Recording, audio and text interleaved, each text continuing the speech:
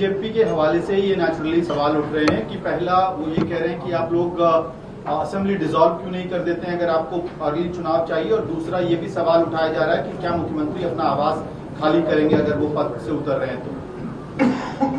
देखिए, सबसे पहली बात ये है कि दिल्ली में चुनाव आज के दिन करवाने के लिए असेंबली डिसॉल्व करने की ज़रूरत नहीं है। जब किसी भी विधानसभा का 6 महीने से कम का टेन्योर रहता है तो केंद्र सरकार और चुनाव आयोग कभी भी चुनाव करवा सकती है। इसलिए दिल्ली में चुनाव करवाने के लिए यहाँ पे दिल्ली की असेंबली भंग करने की कोई भी ज़रूरत नहीं। बीजेपी ये कह रही है कि जो हमने कहा था वही हुआ है, मुख्यमंत्री ने इस्तीफा दे दिया। जो हम दूसरी बात कह रहे हैं कि सुनीता केजरीवाल को मुख्यमंत्री बना दिया जाएगा, ये भी आपको जल्द सामने नजर आएगा। नहीं, आप बता दो।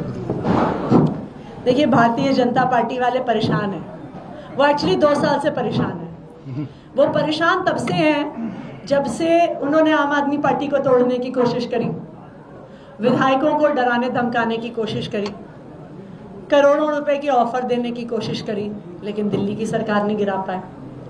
वो परेशान तब से हैं जब से उन्होंने आम आदमी पार्टी के नेताओं के घर पे रेड करनी शुरू करी।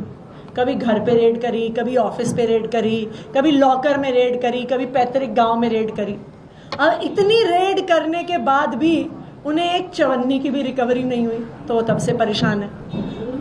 फिर वो इस बात से परेशान है कि उन्होंने भारतीय जनता पार्टी और उनकी एजेंसीज ने आम आदमी पार्टी के सभी नेताओं को जेल में डाल दिया। अब बाकी पार्टियों में तो जेल का नाम लेते ही लोग कूद कूद के उनकी पार्टी में चले जाते हैं, और आम आदमी पार्टी के ऐसे नेता हैं जो 2 साल तक जेल में रहे लेकिन अरविंद केजरीवाल और आम आदमी पार्टी का साथ नहीं छोड़ा। ये इकलौती ऐसी पार्टी है जो टूटी नहीं, जो दबी नहीं, जो चुप नहीं हुई। तो भारतीय जनता पार्टी तो इस बात से परेशान है कि देश में अब एक इकलौती ऐसी पार्टी है, आम आदमी पार्टी, जो भारतीय जनता पार्टी की आंख में आंख मिलाकर उनकी तानाशाही के खिलाफ संघर्ष कर सकती है।